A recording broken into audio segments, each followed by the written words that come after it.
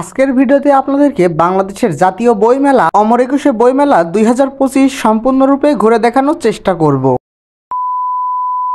হে everyone, আসসালামু আলাইকুম। কেমন আছেন সবাই? আশা করি আপনারা সকলেই ভালো আছেন। এবার হুট করেই আমাদের ফেব্রুয়ারি মাসে ঢাকা শহরে আসা হয়। এসেই যখন পড়েছি বইমেলা দেখবো না, এটা তো হতেই পারে না। আমার সাথে আমার আরো 3টা ফ্রেন্ডও এসেছে বইমেলা দেখার জন্য। আসলে আমার সাথে বললে ভুল হবে, আমি তাদের সাথে এসেছি। এখানে ঢাকা বিশ্ববিদ্যালয়ে যে মেট্রো স্টেশন আছে, এই মেট্রো স্টেশনের ঠিক পাশেই কিন্তু বইমেলাটা হচ্ছে। আপনারা ঢাকা বিশ্ববিদ্যালয় মেট্রো স্টেশনে নেমেই এর পাশে ঠিক বইমেলাটা দেখতে পাবেন। আমাদের জেলার ভিতরে যে বইমেলাগুলো হচ্ছে, সেই বইমেলার থেকে এইখানকার বইমেলা এগুলো একটু ইউনিক এবং এর ডেকোরেশন গুলা অনেক সুন্দর। আর সুন্দর হবে এটাই স্বাভাবিক, কারণ এটা জাতীয় বইমেলা। আপনারা এই বইমেলাতে আসলে সুন্দর সুন্দর বইয়ের কালেকশনের পাশাপাশি সুন্দরী সুন্দরী আপু দেখারও সুযোগ পেয়ে যাবেন। আসলে আমার সাথে আমার যে বন্ধুরা ছিল, তারা যেদিকে তাকাচ্ছিল, যেটাই দেখতেছিল সেটাই তাদের ভালো লাগতেছিল। এইখানে আপনারা আবার অন্য কিছু ভাইবেন না, আসলে তাদের বই ভালো লাগতেছিল। এইবারের বইমেলাতে আমরা একজন কবিগুরুকে খুঁজতেছিলাম, আসলে যার জন্য নাকি এইবারের বইমেলাটা সার্থক হয়েছে। আসলে বইমেলাটা এত বড় যে আমরা খুঁজে খুঁজেও পাচ্ছিলাম না। আমরা আসছি কবিগুরু কাফেন্দ্রনাথের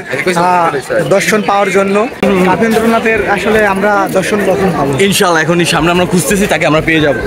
এই ভাইয়া, তুমি কিছু বলো।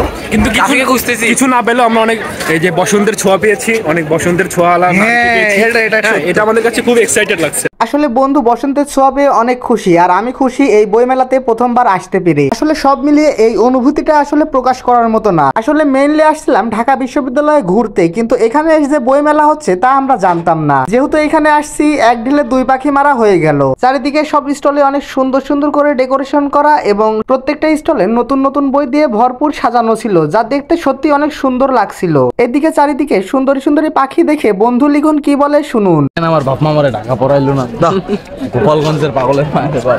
বন্ধু, তুমি আফসোস করো না, তোমার কপালে আসলে যেটা লেখা ছিল তুমি সেটাই পেয়েছো। আর তাছাড়া ঢাকায় ভর্তি হলে কিন্তু আমাদের সাথে তোমার আর কোনো পরিচয় থাকতো না, হয়তোবা কোনোদিন দেখাও হতো না। তাই আল্লাহ যেটা করেন সেটা সবার মঙ্গলের জন্যই করেন। তো এই ছিল আমাদের আজকের ভিডিও। আমাদের ভিডিওগুলো আপনাদের কাছে কেমন লেগে থাকে অবশ্যই কমেন্ট করে জানাবেন। আর এবারে জাতীয় বইমেলা থেকে কে কে ঘুরে আসছেন তাও কমেন্ট করে জানাবেন। আজকের মতো এইখানেই বিদায় নিচ্ছি, দেখা হবে আবার নতুন কোনো একটি ভিডিওতে। ততক্ষণ সবাই ভালো থাকবেন, সুস্থ থাকবেন। আল্লাহ হাফেজ।